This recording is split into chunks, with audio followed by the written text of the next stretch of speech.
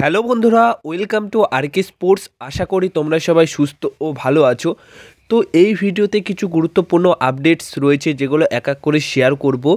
তাই একটাই রিকোয়েস্ট করব, একটু স্কিপ না করে ভিডিওটা শেষ অবধি দেখতে থাকো এবং এই চ্যানেলে প্রথমবার এসে থাকলে চ্যানেলটিকে তোমরা সাবস্ক্রাইব করে নিও।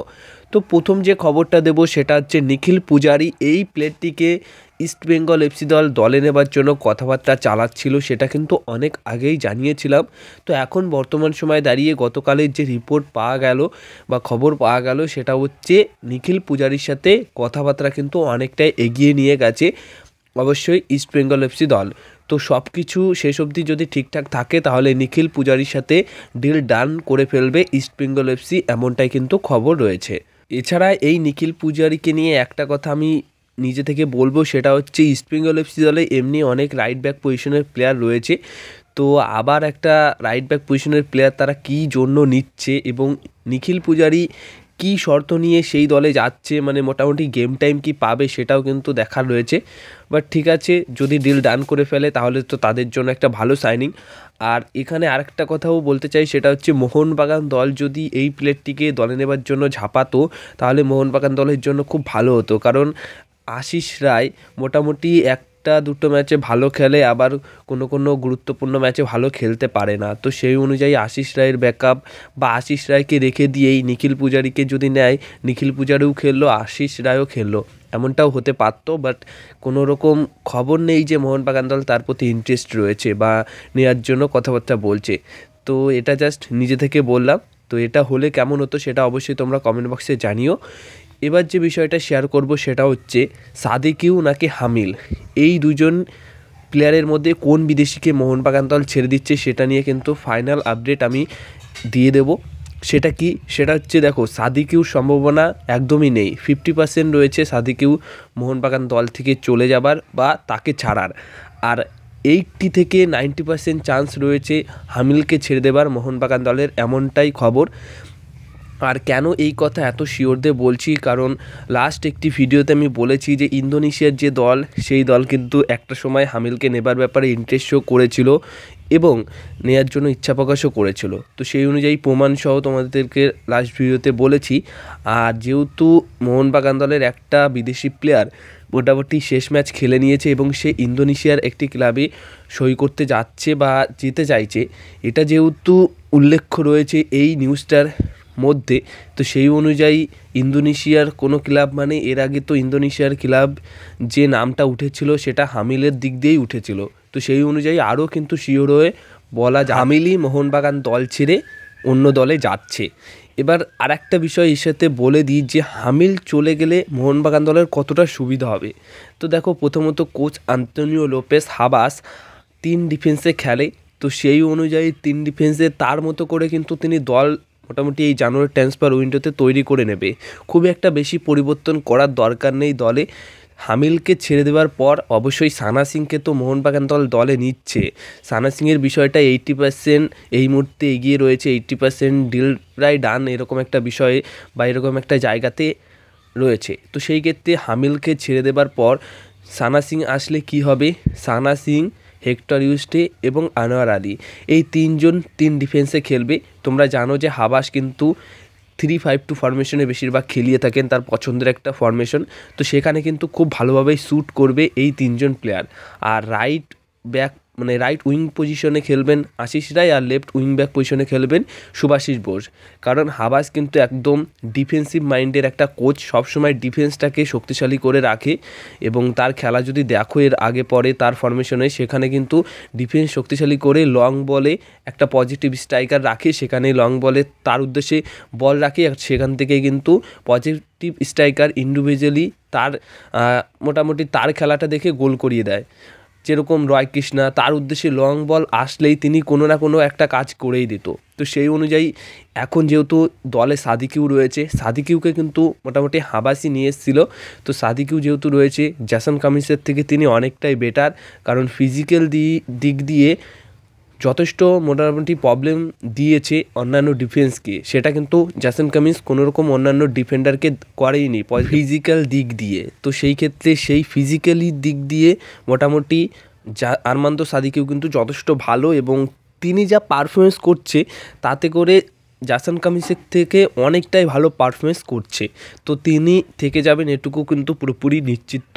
আর হামিল চলে যাচ্ছে, হামিলের বদলে সানা আসছে, তো হামিলের বদলে সানা আসলে মোটামুটি লাইক ফর লাইক রিপ্লেসমেন্ট হচ্ছে, কারণ হামিল যা খেলে ডিফেন্ডার হিসেবে তেমন কিন্তু ভারতীয় ডিফেন্ডার হিসেবে ভারতের ডিফেন্ডার হিসেবে সানা সিংও কিন্তু সেই সেম লেভেলের পারফরমেন্স করে দেখায়, কোনো রকম কম বেশি না। কিন্তু আমার মনে হয় যে কম বেশি বলতে সানা সিং কিন্তু হামিলের থেকে বেটার, যদি ইন্ডিয়ান দিক দিয়ে বলো মোটামুটি ওই সেম লেভেলের পারফরমেন্স করে দেখায়।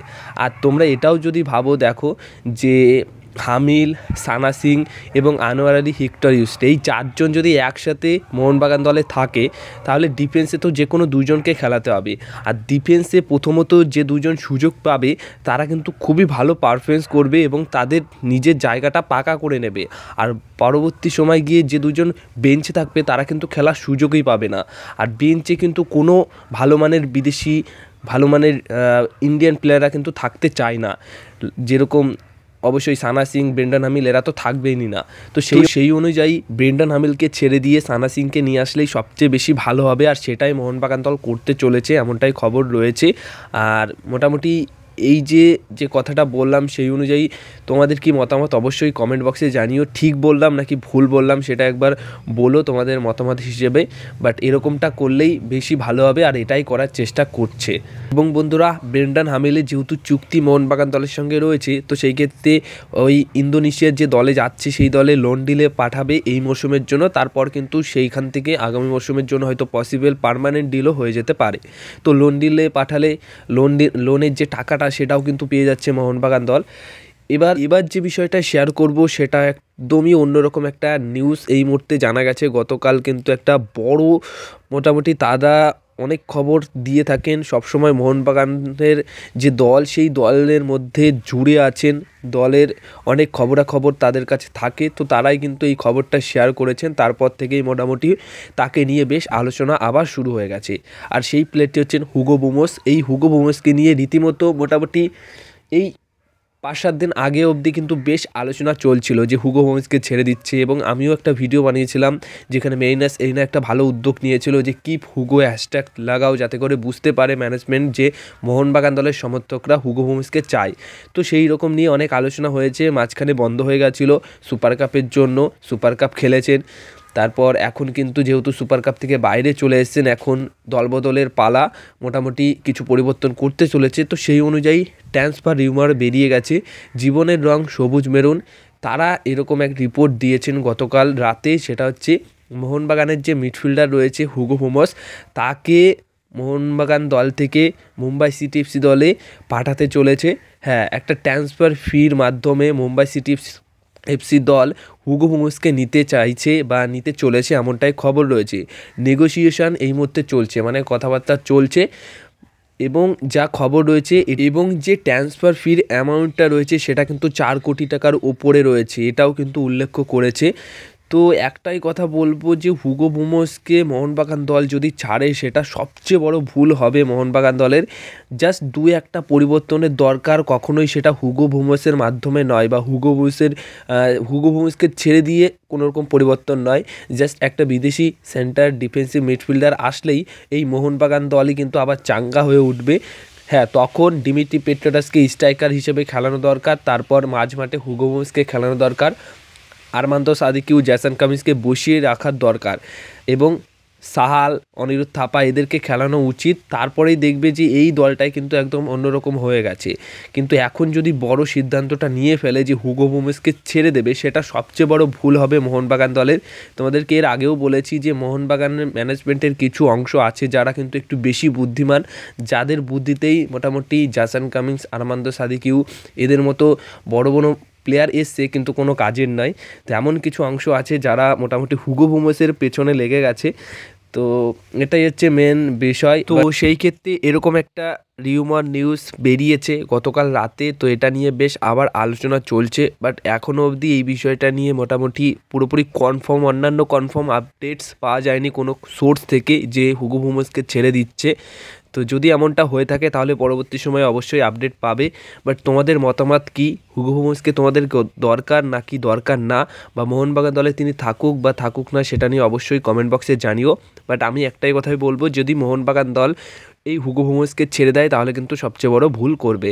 তো এই ছিল আজকের কিছু গুরুত্বপূর্ণ আপডেটস। যদি ভিডিওটা ভালো লেগে থাকে তাহলে ভিডিওতে লাইক, শেয়ার, কমেন্ট করো আর চ্যানেলটিকে তোমরা সাবস্ক্রাইব করে নিও।